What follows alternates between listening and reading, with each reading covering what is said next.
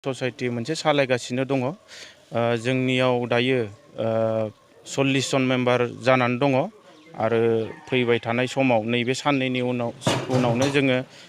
80 share हल्डार थांगासिनो दङ जों 40 जन आरो हिनजावफोर सोनायनि मोनसे जों माबा लाखाबाय प्रस्टेप एजिएम खालामनानै जों लानानै दङ बे जाबानो जोङो 40 जन जोङो शेयार हल्डार जासिगोन जोंनियाव दैलि दायो गाइखेरा 650 निफ्राय 680 सिम दङ फैबाय थानाय समाव नभेम्बर डिसेम्बराव जोङो 1200 बारलांगोन जोङो जिहेतुके 40 जन फैबावगोन बेयो आरो जों जेनेबा 1500 सिम खाथियाव जोङो टारगेट मोनसे लादों थ' जोंहा गाइखेरा जोङो बेयावनो जों मेनुवेलि पेकेजिं खालामो 1 लिटार आधा लिटार आरो बाखि मालाबा जोङो थानाय जितु बन्दफोर जायो बेफोरखौ जोङो पनिर बानायो क्रिम बानायो पनिर बानायनायावबो जोंहा बिराद बेजाल जानानै दङ जोङो बनजोंसो पनिर बानायो जोङो बननि सोलायै जोङो मिल्क मिशननि आन्दाराव पनिर बानायनाय मेसिनखौ जोङो मोनोबा बहुत मोजां जागोन जोंनि थाखाय आरो जोङो जोंनि गाइखेरखौ जोङो उदालगुरि डिस्ट्रिक्टआव फानहैयो जोंनियाव 6 जन मिल्क मेन दङ बिसोरो फानहैयो लांलाय लाबोलाय जोंहा बहुत लामाफ्राबो मोजां नङा दायो जोंनियाव बे गलन्दि दालाङा गाज्रि जानानै दङ बोसोरनैसो जाबाय थांनाय नैबे दैलांसोआव जोंहा TCLCC मेम्बार मिस्टार रुजुगोरा सारा जोंनो बानायना होदोंमोन अननानै आरो बेबो दैबानाजों एसे गाज्रि जाफिनबाय जा गाइखेर लांनायाव बहुत प्रब्लेम जायो आरो बेजोंनो जोंनि ओनसोलनि कलेजाव थांनाय गथ'फ्रा बेजोंनो थांजोङो आरो बेमार आजार लांनाय बेजोंनो लांजोबो आरो खाथि खालानि ओनसोलनि जितु बिजनेस जोंनि माबायाव बाजाराव हाथायाव जितु मैगं थाइगं बायदिसिना लांनाय बिराद प्रेसार जाहा बेजों गिदिंनानै थांजोबनाङो जोङो गोजान लामाजों आरो जोंहा कलेज फरायफाबाय थानाय गथ'फ्रा जायहा बे खाथि खाला स्कुलाव जितु 1 किल'मिटार बे बारबानो मोननाय बेफोर एकदम गिदिंनानै 7-8 किल'मिटार जों गोजानजों थांनांगौ जायो बेनि थाखाय सोरबाया मालाबा अखा हाबा थांनो हाया आरो मालाबा सोरबाया स्कुलावबो थांनो हाया गारि घराबो गैया किसुमाना साइकेलजों थांनोयाबो बारसोमनानै थांनांगौ जायो सोरबा बेजोंनो साइकेलबो गलांलायनाय जाबाय नै दाखालि बावै अनेक समस्या जाहा बे दालांनि थाखायनो आं फैबाय थानाय समाव नैबे दानि जितु सालायबाय थानाय सरकारखौ एसे नायबिजिरनानै बानायना होगोन होननानै आं आसा खालामो नोंथांमोननियाव जिहेतु गोबां गाइखेर माने बियो प्रडाक्शन जायो दा बेखौ फाननानै बेसेबांसो माने बोसोराव बेसेबांसो माने जोंनियावथ' उइकलि बेसिसाव दायो जोङो दिनै जोंहा प्रत्येक बुधबाराव जोङो पेमेन्ट होयो जोंनियाव 2,80,000निबो बारा जों पेमेन्ट होनाय जायो दैलि जोंबाय जोंनियाव जितु टार्नअभार इयारलि जोंनियाव 2 कौटि 2.5 कौटिसिम जाहा जोङो माबा खालामो जितु सरकारि अडिट जोङो खालामबाय थाखायो जोंनियाव गासिबो जितु डकुमेन्टस आपडेट जोंनिया सरकारि अडिट जाबाय थाखायो आरो जोंनिया जिहेतु नोंथांमोना ससाइटि थाबाय बे ससाइटिनि मेम्बारनिफ्राय माबायदि लायो नोंथांमोना पार लिटार बेसेबांसो जों ससाइटि सालायनायाव माखासे नेम निथि खालामनानै दोननाय जादों प्रथमाव जाय बेक्तिया जोंनियाव हाबगोन बा जोंजों जुरित जागोन बे मानसिखौ जोङो 3 मास 4 माससो ओरैनो जोङो नायग्रोनाय जायो मा सिस्टेम जेनेबा माब्रै लाबा मोजां जागोन थ' बियो जइन जाखांनायनि उनाव जेनेबा एजिएम खालामनानैसो जोङो जइन खालामो बियो जेनेबा जोंनि नेम निथि जितु मोसौ बियो बायथारनांगोन बियो मोसौ बायाबा बियो जोंनिफ्राय जोंनि शेयार हल्डार जाखांनायनि उनावबो जों बेखौ बख'नाय जायो जोङो ड्राइ पिरियडआव जोङो जेनेबा 4 मासफोरल' जों दोननाय जायो बे सासे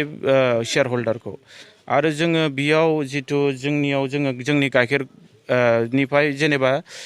पार शेयार हल्डारनिफ्राय जोङो 55 बायनाय जायो ओमफ्राय जोंनिया हजों 60 थाखायाव फानहैनाय जायो बेबायदि जों ससाइटि सालायनो थाखाय जोङो थाइसेल' लाखियो आरो बेबायदि थारमाने सासे मेम्बारा जुदि माने 50 थाखा जुदि होयोबा बिथांनिफ्राय थाइसे नोंथांमोना औ लाखिनाय जायो 49 फैसा होनाय जायो आरो बेजोंनो माने दायो नोंथांमोना ससाइटि सालायगासिनो दङ आरो जोङो बेजों लोगोसे नोंथांमोना जि गाइखेर प्रडाक्शन खालामबाय बेखौ आरो माबा मोनसे डेभेलप खालामनो थाखाय माबाफोर ट्रेनिंफोर लादों नामा गाइखेर जितु जेनेबा जोङो सानबाय थादों जोंनियाव दायो मोनसे साइलासनिबो जेनेबा जोङो बेबस्था खालामदों अलरेडि जों नेपियारबो गायखाबाय फैबाय थानाय समाव जिगाबा जिथु बहुत प्रब्लेम जानानै दङ जोंनि थाखाय जों साइलासनिबो ट्रेनिं लानायनि बेबस्था जों खालामदों जों जिथु नेपियारखौ अलरेडि 15 बिगासो गायखानानै दोननाय दङ फैबाय थानाय समाव जोङो जिथु जिगाबनि समस्या जों बेखौ एसेबाबो जेनेबा माबा हागोन रेजें खालामनो हागोन होननानै जों मिजिंथियो ससाइटियाव जोङो सरकारनिफ्राय जोङो मोनद्रायैबो नङा जोङो गारि गंसे मोनदों सापर्टनि थाखाय जोंनि गारिया जेनेबा जोंनो दा फिसाद्रायसो जानानै दङ जोङो दैलि माबा जों सप्ताहिकआव जोङो 80 बेग लाबोनाय जायो जोङो खेबब्रै बिदि रोगानांगौ जायो थ' जोंनि फैबाय थानाय समाव जोङो जिगाब रोगानोबो जोङो ट्रेक्टरनि मोनसे प्रयजन बिराद प्रब्लेम जानानै थायो जोंनियाव एकदम जिगाबा जोंनि बे गारि फिसाजोंथ' जों लाबोनो हाया दा बेनिखायनो जों खावलायो जेनेबा फैबाय थानाय समाव जों गारि गंसे मोनगोन होननानै आरो पनिर बानायनाय मेसिन जोङो बेफोरखौ मोनगोन आरो बयनोबो जेनेबा जोङो गलिनि बेबस्थाखौ जों मोजां खालामनानै लानो हायाखै सोरनाबा गलिनि थाखायनो जोङो मोसौखौ खोमाना लानांगौ जायो आरो फारसेथिं इन्सुरेन्स जिथु केटेल इन्सुरेन्स गैयाबा जोङो बिराद जों रिक्सआवसो जोङो दायो मोसौ फिसिगासिनो दङ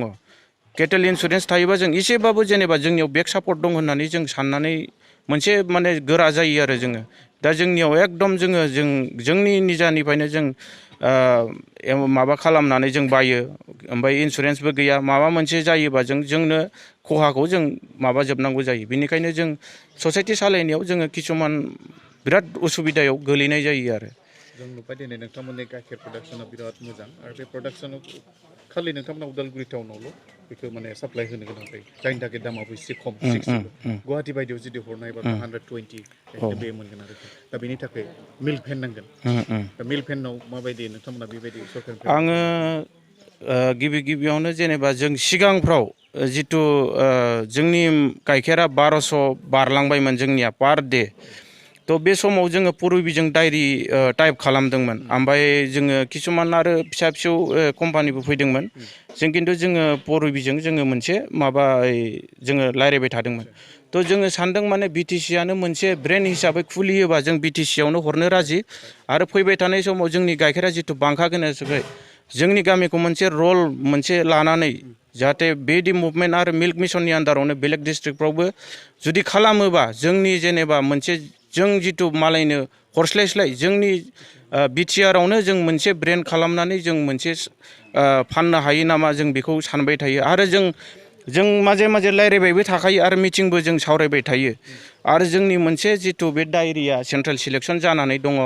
आरो जोंनिया नैबेयाव डिस्ट्रिक्ट कपारेटिभ डेभेलपमेन्ट कमिटियावबो जोंनिया हाबनानै नै दाखालि बावैसो हाबदों थ' बेफोरखौ जोङो सम डिसिफोरजों रायज्लायबाय थायो आरो जोङो जेनेबा जिथु जोंनियाव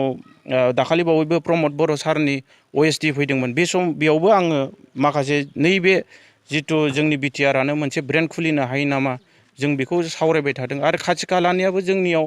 गाइखेरखौ होफैनो नागिरो खिन्थु जोङो लाखिनो हाया जेनेबा मार्केटनिबो खोथा थायो बेनि थाखायनो जोङो दिनैसिम जेनेबा बाहेरा मानसिनि बा बाहेरा जोंनि ससाइटिनि अनगा जों गाइखेरखौ दिनैसिम लाखिनाय जायाखै